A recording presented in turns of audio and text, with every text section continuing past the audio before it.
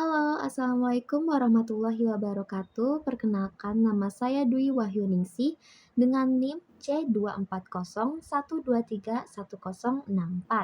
Kali ini saya akan memaparkan mengenai PCR atau disebut juga polymers chain reaction. Yang pertama, di sini saya akan menjelaskan tentang definisi dari PCR itu sendiri. PCR atau polymer chain reaction merupakan suatu teknik perbanyakan atau amplifikasi potongan DNA yang dibatasi oleh dua buah primer, yaitu forward dan reverse. Kemudian tujuan dari PCR yaitu untuk mendapatkan salinan DNA untuk mempermudah proses identifikasi selanjutnya. Kemudian kelebihan dari PCR itu sendiri yaitu cepat dan mudah, tidak mahal, dan yang terakhir yaitu menghasilkan potongan DNA yang baik. Atau bisa dibilang itu mirip dengan yang aslinya. Selanjutnya, ada juga tahapan-tahapan untuk melakukan PCR, yaitu yang pertama, gunakan 3 pipet. Ukuran pipet, yaitu ada yang 10 mikroliter, kemudian ada yang 100 mikroliter, kemudian ada yang 200 mikroliter. Kemudian menggunakan primer, yaitu Pb atau 16 RNA dan juga H2O difference, H2O di sentrifus.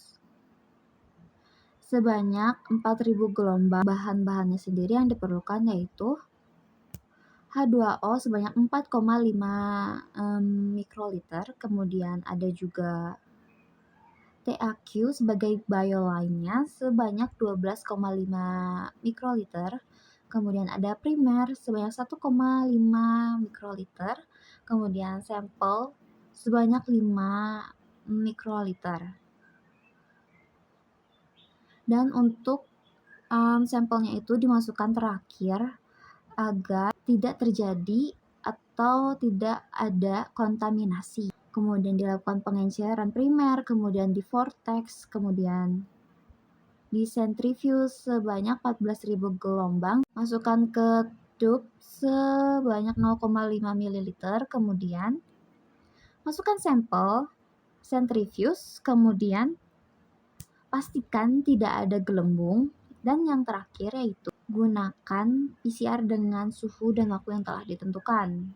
Kemudian untuk tahapan-tahapan dari PCR itu sendiri ada juga yang menurut jurnal yang telah saya baca. Ada pradenaturasi DNA template, yang kedua yaitu denaturasi DNA template, terus yang ketiga itu ada penempelan primer pada template atau biasa disebut juga dengan annealing.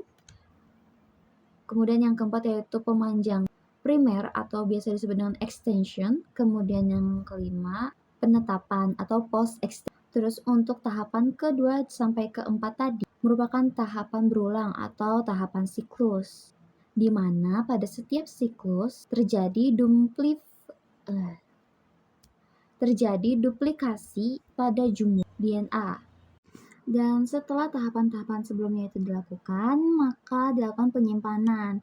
Dan untuk penyimpanan sendiri memiliki jangka waktu yang berbeda tergantung pada penelitian yang akan dilakukan atau instruksi yang diberikan. Tapi menurut jurnal yang saya baca, itu semakin lama kurun waktu penyimpanan dapat menyebabkan adanya penurunan atau kerusakan pada kualitas dan juga kuantitas dari DNA-nya. Sekian, terima kasih. Mohon maaf apabila masih ada kesalahan. Wassalamualaikum warahmatullahi wabarakatuh.